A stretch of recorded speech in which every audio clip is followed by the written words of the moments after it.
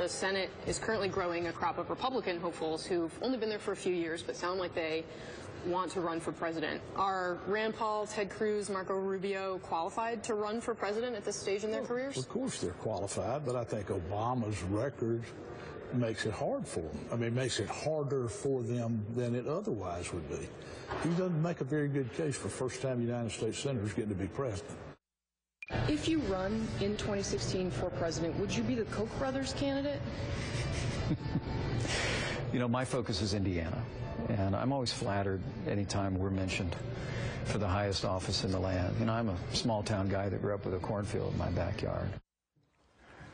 Okay. The Republican Governors Association convention continues today in Boca Raton, Florida, and Indiana's Governor Mike Pence joins us from there. You know, good to have you. Mike, it's always great to talk to you. We were actually laughing during Casey's interview because she seems so sweet. She's such a sweetheart, but not really. Then a left hook, like a left hook from Frasier comes, and you just don't. you just don't expect it. So listen, let's talk about what the Republican Party is. We've talked about the Republican. We've talked about the Republican Party's failures in the past and the excesses. Things seem to be going well now, but as a guy from the heartland, what would you suggest to your brothers and sisters in D.C.? How do they act moving forward over the next 2 years?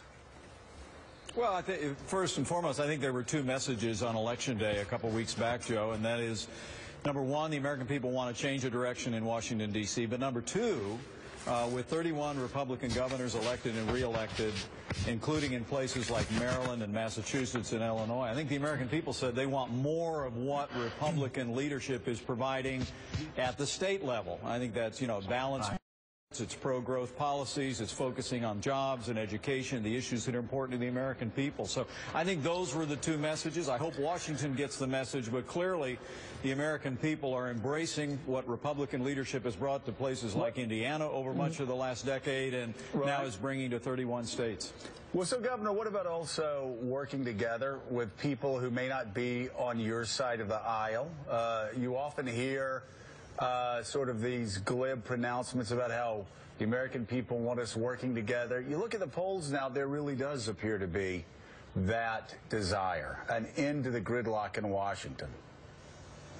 Well, that's what leadership really looks like. And, you know, earlier this week I met with the Democrat leadership of the Indiana General Assembly. We talked about our upcoming budget session that starts in January. What you have in Republican governors around the country has been a willingness and an ability to work oftentimes across the aisle to move their economies forward, to balance their budgets, to achieve the goals and the priorities of the people of their state. And I think that's one of the things that's profoundly wrong about what the president is proposing to do tonight in his speech on immigration reform. What we're going to hear tonight, and I will wait to hear the details, but from what we know, that's not executive leadership. Executive leadership, I think, begins with bringing everybody together, recognizing politics is the art of the possible, and finding out how you can move a state or even move a nation forward on a foundation of consensus.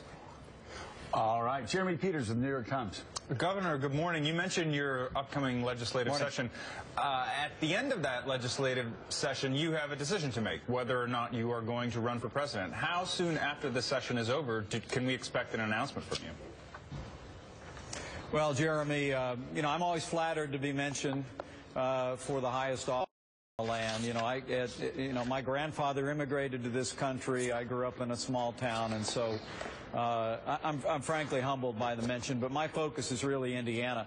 Every 2 years, our legislature meets to authorize our budget, and this year is going to be enormously important. We're going to focus on a balanced budget. We're going to focus on keeping Indiana in the very forefront of growth and opportunity in the Midwest. We're going to advance more education, innovation, and reform in our state. And after that's all over, you know, after I get done in this legislative session focusing on the future of the people of Indiana, we'll take time as a family to think about our future. All right, Governor Mike Pence, thank you very much. Well done. Well done with Casey Hunt, too. You watch out for her. She just sneaks up on you like a cobra. All right, thank you so much, Governor. Greatly appreciate it. Joining us now, we have